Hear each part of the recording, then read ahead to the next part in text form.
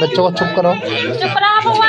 और इस गाइडलाइन अब रिफाइंड कार्बोहाइड्रेट्स, एक्स्ट्रा चीनी, सोडियम, हानिकारक फैट और अल्ट्रा प्रोसेस्ड फूड को हमेशा के लिए दूर कर दीजिए। 18 वर्ष या उससे ज्यादा उम्र के 75% से ज्यादा अमेरिकी ओवरवेट हैं या मोटापे का शिकार। दुनिया में सबसे ज्यादा मोटापे और टाइप 2 डायबिटीज के मामले अमेरिका में। 50% लोग डायबिटीज या प्री डायबिटीज से ग्रस्त हैं।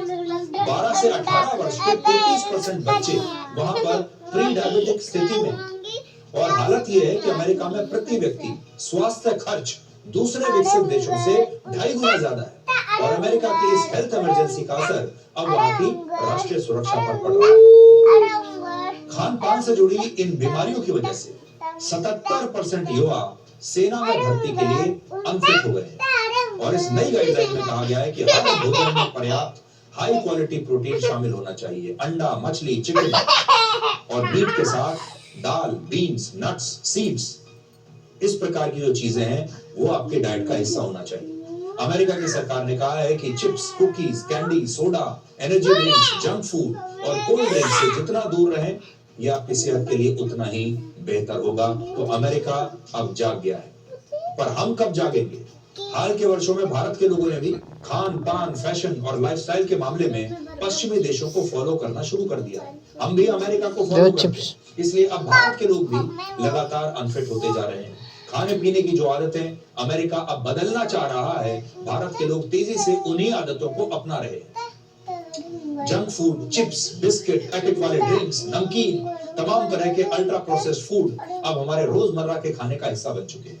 स्वास्थ्य पर रिसर्च करने वाली देखो सब लोग क्या खा रहा चाहिए। लैंसेट के मुताबिक भारत में अल्ट्रा प्रोसेस्ड फूड की बिक्री वर्ष 2006 से 2019 के बीच यानी 13 सालों में 40 गुना बढ़ गई थी। 2022 और 23 में देश के 96% घरों में पैकेज प्रोसेस्ड फूड का इस्तेमाल हो रहा है, जबकि 2011 और 12 में यह आंकड़ा लगभग 82%। वर्ष 2024 में गांव में लोगों ने अपने खाने पीने के कुल खर्च का करीब 10% और शहरों में 11% पैकेज प्रोसेस्ड फूड पर खर्च किया।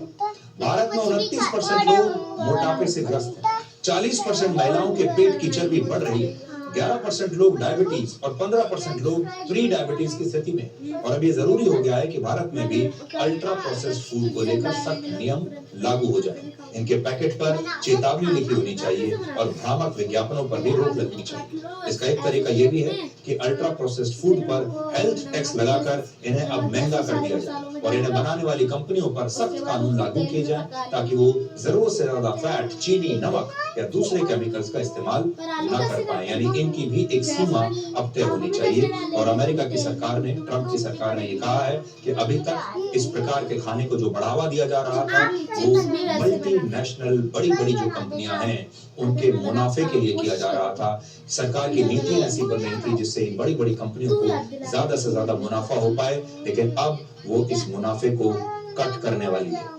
और यही काम हमें भारत में करना पड़ेगा। ये तमाम तरह की मल्टीनेशनल कंपनियां भारत में आ रही हैं, इनके मुनाफे लगातार दुगने, तिगने, चौगने होते जा रहे हैं। हमारे देश के लोग अब प्राकृतिक खाना खाना बंद करते जा रहे हैं और हर चीज बाजार में पैकेट बंद जो है खरीद कर खाई जा रही है, जिसकी वजह से हमारी स्थिति भी आगे चलकर ऐसी ही हो जाएगी जैसी आज अमेरिका की है।